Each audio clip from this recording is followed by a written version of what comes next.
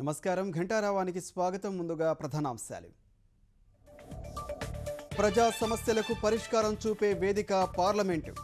చర్చలపై రాష్ట్రపతి సూచనలు పాటిద్దాం. విపక్షాలకు ప్రధాని పిలుపు. నెహ్రూ, ఇందిరా, రాజీవ్ వ్యాఖ్యలను ఉటంకిస్తూ కాంగ్రెస్కు చురకలు. ప్రజా సంక్షేమమే లక్ష్యంగా పనిచేద్దామని మోదీ హితవు. జూన్ 2వ వారానికి గోదావరి నుంచి కృష్ణాకు నీటి తరలింపు జరగాల్సిందే. మొదటి పంట మధ్యలో నీరు అందించాలని అధికారులకు సీఎం ఆదేశం.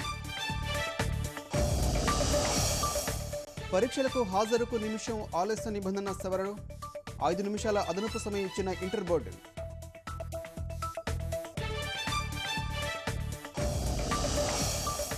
రాష్ట్రంలోని ఓడరేవుల ఆధునీకరణ చేపట్టండి. విశాఖ రైల్వే జోన్ ఇవ్వండి. లోక్సభలో తెలుగుదేశం ఎంపీల డిమాండ్.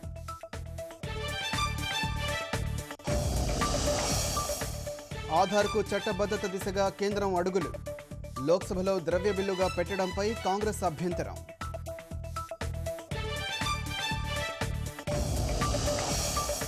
స్టాక్ మార్కెట్లలో కొనసాగుతున్న బడ్జెట్ ప్రభావం.